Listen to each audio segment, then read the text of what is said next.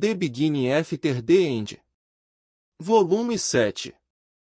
Capítulo 208. Território inimigo II. Ponto de vista de Circe Milvio. Alacriana. Por favor. Maeve. Eu preciso de um descanso. Eu implorei à conjuradora, entre respirações irregulares. Olhando para trás, vi Cole a poucos passos de distância, correndo desesperadamente para nos acompanhar. De repente, Maeve, que estava me puxando pelo braço, parou. Eu mal consegui evitar colidir com ela quando ela me soltou e apontou para uma árvore grande. Vamos nos esconder aqui. Com a fadiga deixando meu corpo mais pesado, Maeve me levantou, enquanto Cole mal conseguia se erguer no galho mais baixo.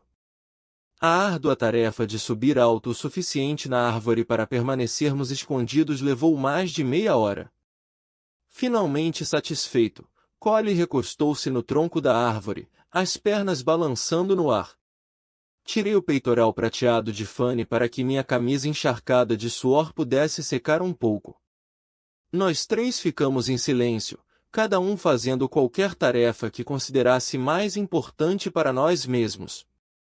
Depois de comer algumas tiras de carne seca, Cole imediatamente colocou uma barreira ao nosso redor enquanto Maeve ciclava a mana. Quanto a mim, eu sabia o que tinha que fazer, mas não consegui fazê-lo. Em vez disso, virei para onde Cole e Maeve estavam e perguntei, hesitante. Vocês acham que Fanny conseguiu sair? Maeve abriu um olho, apenas um olho, mas a raiva que exalava daquele olho me fez estremecer. Cole se arrastou e sentou-se entre Maeve e eu, para que não estivéssemos em contato visual direto uma com a outra. Circe. Concentre-se na missão. Você já pode usar o True Sense? A voz de Cole era suave e gentil, mas sua expressão endureceu a um ponto em que ele parecia uma pessoa diferente em comparação com quando eu o conheci em Alacria. Eu balancei a cabeça e me preparei, mas quando fechei os olhos, a cena de hoje brilhava como se ainda estivesse acontecendo agora. Foi tudo minha culpa. Se eu não tivesse saído do acampamento. Não havia ninguém lá quando chequei. Eu só queria lavar minhas roupas no riacho. Tremi por mais razões na minha cabeça. O riacho por onde passamos ficava a menos de 100 metros de onde estávamos escondidos.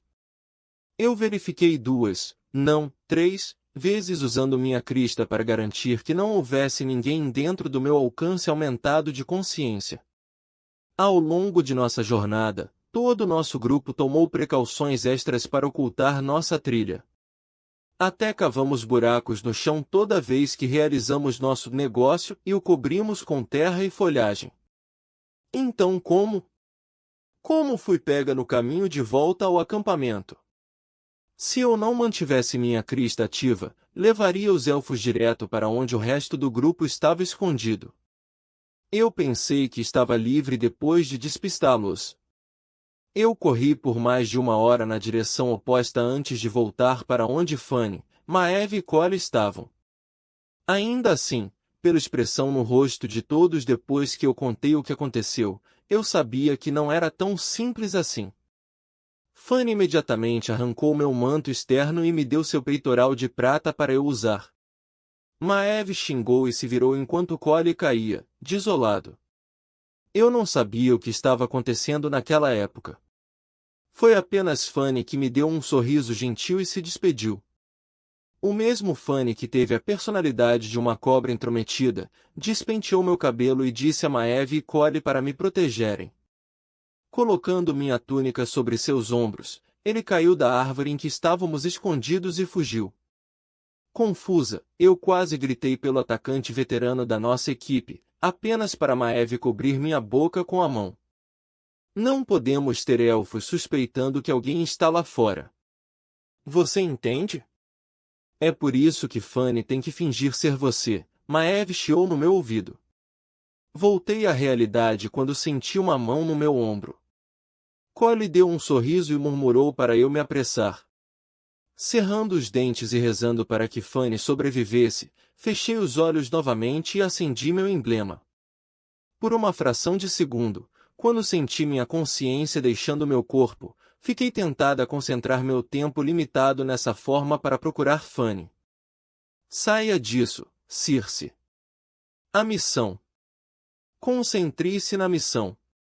Naveguei pela névoa debilitante da percepção que era nativa dessa área usando True Sense e foquei em vários elementos dessa vez. Meu coração bateu forte ao ver as ricas partículas de mana do ambiente à distância. Estamos quase lá. Incapaz de manter o True Sense ativo por muito mais tempo, liberei o feitiço e soltei um suspiro profundo.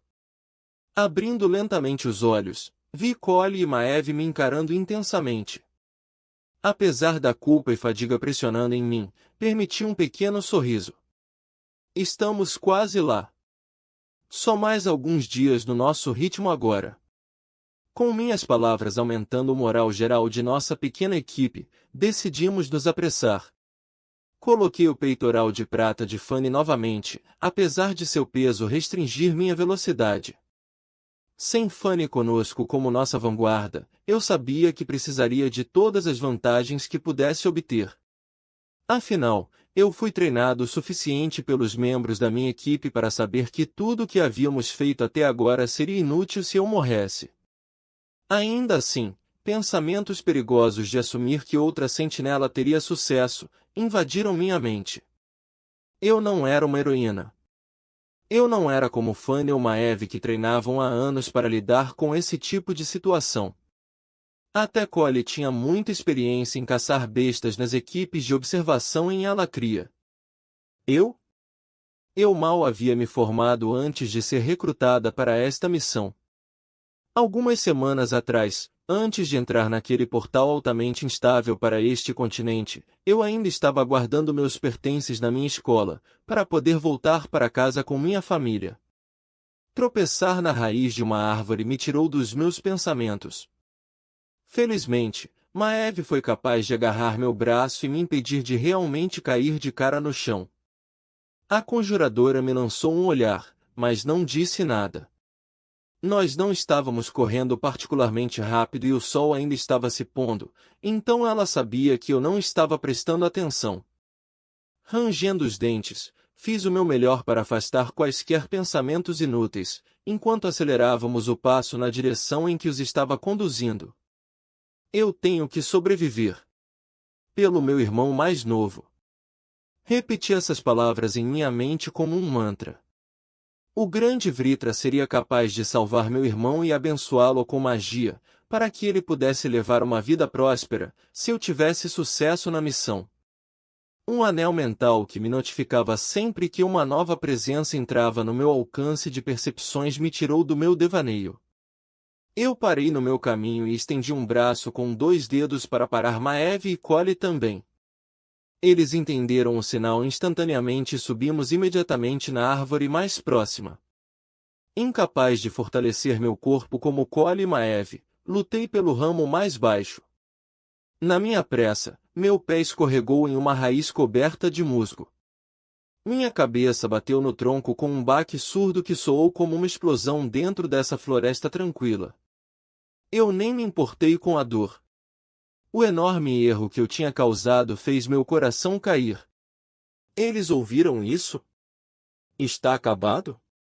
Milhares de pensamentos passaram pela minha mente até que finalmente notei o tom translúcido ao meu redor e a visão turva do outro lado da barreira de Cole. Grande Vritra, essa foi por pouco. Eu respirei, fazendo uma anotação mental para agradecer a Cole pela boa defesa. Depressa! Maeve insistiu enquanto Cole se concentrava em reforçar sua barreira. Agarrei rapidamente a mão estendida da conjuradora e usei a ajuda dela para me puxar para o galho. Meu coração parecia que estava prestes a sair da caixa torácica, à medida que minha respiração se tornava mais irregular, mas eu não tinha tempo nem luxo para me recompor. Maeve já havia subido alguns metros mais altos. Eu segui de perto, usando os mesmos apoios de mão e apoios de pés que ela usará para subir na árvore enquanto Cole seguia atrás. Nós três tivemos que ter um cuidado extra ao atravessarmos a árvore gigante. Ir rápido demais significava que poderíamos sacudir as folhas dos galhos que poderiam revelar nossa posição. Meus braços doíam e minhas pernas tremiam, meio por causa da fadiga e meio por causa do medo. Eu queria desesperadamente que minha marca tivesse permitido algum tipo de aprimoramento corporal, mas eu sabia que esperar por isso agora era estúpido. Finalmente, Maeve parou em um ramo específico e me ajudou a subir. Os galhos lá em cima eram muito finos para que todos nós estivéssemos juntos, então cada um de nós sentou-se em nosso próprio galho de árvore e abraçou o tronco para diminuir o fardo de nossos assentos. Collie, que estava prestes a reforçar sua barreira, parou no meu sinal. Eu vou te dizer quando eles estiverem perto o suficiente. Eu sussurrei. Precisávamos da barreira dele com força total se chegassem perto. As duas presenças estavam vindo em nossa direção, mas ainda estavam a algumas centenas de metros de distância. Eu estreitei o foco da minha segunda crista e, com ela, pude ouvir fracamente os dois elfos conversando. Devemos voltar, Albold. Já nos afastamos o suficiente de nossa rota de vistoria. Disse uma voz. Só um segundo. A segunda voz, Albold, respondeu levemente. Você provavelmente acabou de ouvir uma lebre da floresta ou algo assim. Disse a primeira voz. Não era realmente um som. Disse o elfo chamado Albold, enquanto continuava se aproximando de onde estávamos escondidos. Era mais como um pressentimento. Juro que, se você não fosse um chafer, eu já teria te deixado. Disse o primeiro. De qualquer forma, é bom ter você de volta, suas peculiaridades e tudo mais. Obrigado. Um duplo agradecimento por prometer não contar ao nosso líder sobre esse pequeno desvio. Disse Albold com uma risada suave, enquanto continuava a conduzir seu parceiro para mais próximo da nossa localização. Só podemos pegar um pequeno desvio. Enfatizou o parceiro. Aquele maldito alacriano ainda está à solta. Como eles estão tão longe no norte, de qualquer forma? Mordi meus lábios, mas um sorriso ainda conseguiu escapar. Ele está vivo. Se eu soubesse, não estaríamos aqui assim. Zombou Albold. Afastando-me das percepções do meu brasão, virei-me para Collie e assenti. Ele acenou com a cabeça e apertou a barreira de disfarce para mal abranger nós três. O aperto da área de efeito fortaleceu sua magia e permitiu que a mana sobressalente acrescentasse mais 2 camadas de barreiras. Acendi meu brasão mais uma vez e concentrei toda a minha magia nos 2 elfos que se aproximavam. Eles estavam a menos de 15 metros de distância agora. Por favor, Vritra, deixe-os passar como os outros batedores. Limpei o suor que escorria pelo meu rosto a cada segundo, com medo de que as gotas pudessem cair e molhar o chão. Prendi a respiração também. Eu sabia que não era necessário. Eu sabia que a barreira mascararia a maioria dos barulhos feitos, mas mesmo Collie e Maeve estavam tão imóveis quanto a árvore em que estávamos grudados. Segurando minhas 2 mãos, eu murmurei 3 metros para meus colegas de equipe. Collie engoliu em seco e a expressão de Maeve ficou ainda mais feroz. Olhei para a base da árvore, esperando, orando para que não aparecessem. O estalar de um galho por perto me fez enrijecer. Olhei para Collie e Maeve, mas os dois estavam focados intensamente no chão abaixo de nós. Então nós os vimos. Os 2 elfos. Um tinha cabelos compridos amarrados firmemente atrás do pescoço, enquanto o outro tinha o cabelo cortado e as orelhas eram um pouco mais longas que o seu companheiro. Ao contrário do elfo de cabelos compridos que olhava ao redor sem rumo, o de cabelos curtos mantinha a cabeça baixa enquanto caminhava. O último diminuiu o passo, a cabeça ainda baixa como se tivesse perdido uma moeda no chão. Por favor, continue andando. Por favor. Ele agora estava adjacente à árvore em que estávamos. Soltei um suspiro quando, de repente, a cabeça do elfo saltou para a esquerda. Ele olhou para a base da árvore. Mais precisamente, ele estava olhando o musgo na raiz. Um musgo em que pisei e escorreguei. O medo que eu estava guardando borbulhava, ameaçando me engolir. Por favor. O elfo de cabelos curtos parou de andar e sua cabeça virou até que eu pude ver seu rosto, e seus olhos, que pareciam estar olhando diretamente para mim.